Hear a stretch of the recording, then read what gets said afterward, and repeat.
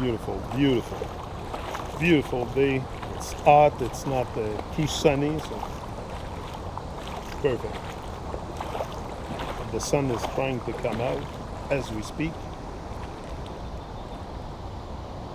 Beautiful.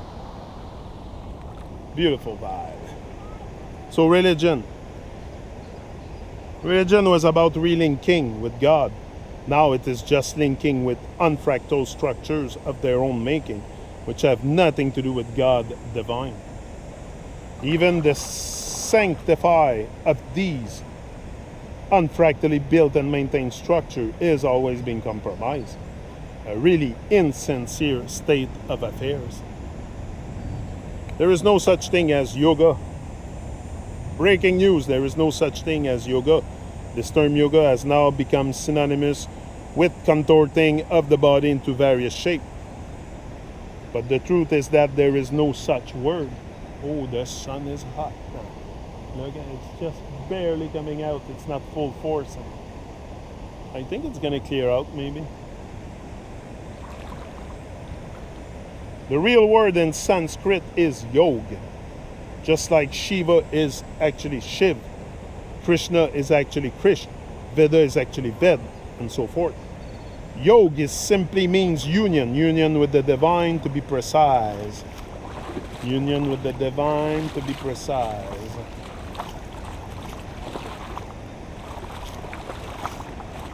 This union takes place through devotion, surrender, praise, and service to the high and divine. It has nothing to do with the asanas, commonly known as asanas, being taught in the West. Yoga classes, which are now hard to tell apart from aerobics, Aussie style, act mainly as respectable health and dating centers. Males flock to see females in postures. They won't see them in otherwise. No wonder yoga has caught on, like it has, to turn into global corporate entity with yoga drinks, gear, clothing, etc. So it's either yoga or yoga. Another 21st century choice.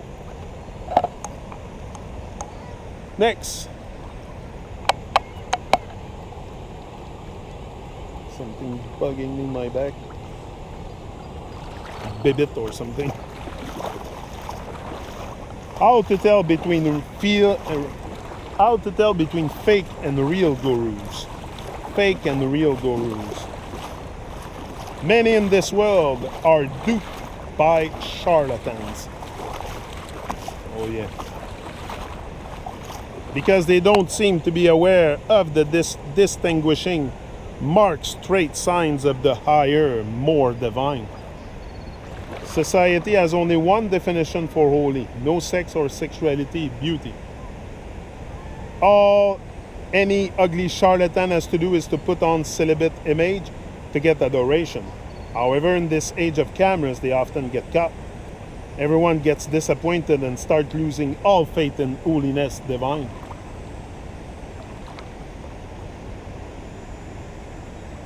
To clear this up, LotusOcean states that the more enlightened, higher divine can always be distinguished, not by their lack of sexuality or age, but by their connection to elements, nature.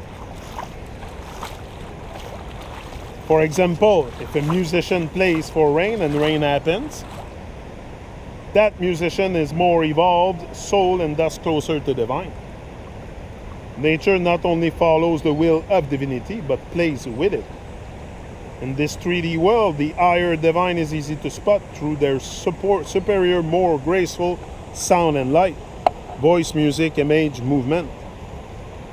Most can see it, even though many might not like to admit it, through negative feeling like jealousy.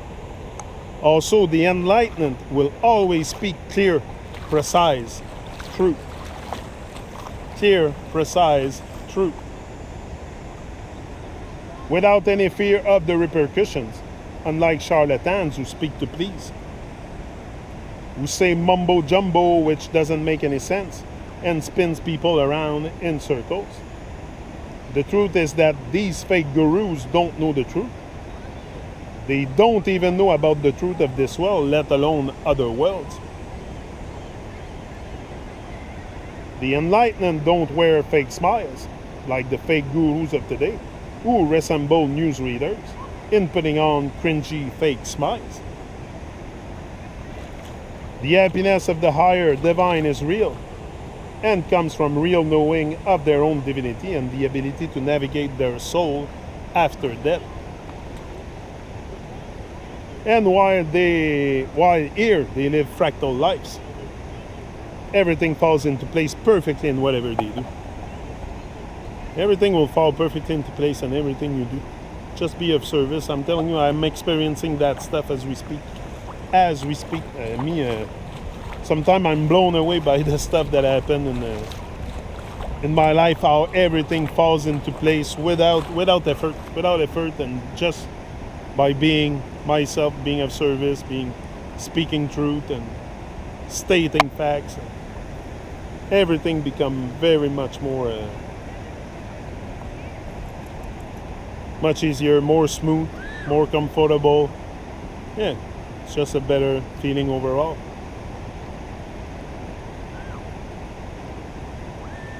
Oh yes, the selfie time on the side of the river.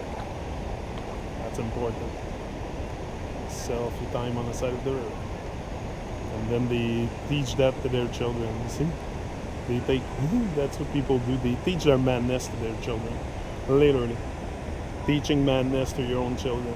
It's a network of shared madness.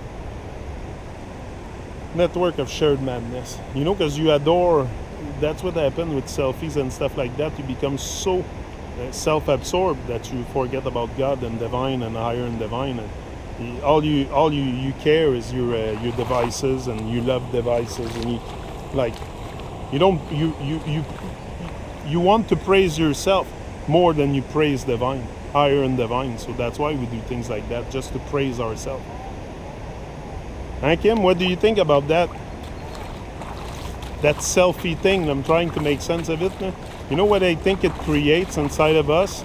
Because we want to praise ourselves so much more than the higher and divine, because we're not completely apart from higher and divine until you bring that vibe. And I think all those selfie things, the stuff we do like this, is to praise ourselves. And then we forget completely about the world. I think it makes sense, eh? They say people that take a lot of selfies are narcissistic. Exact. Like you praise yourself. Yeah. When the praise should be for higher and divine in this world, God, or whatever you call it. Yeah, makes sense, eh? Yeah. I'll be back.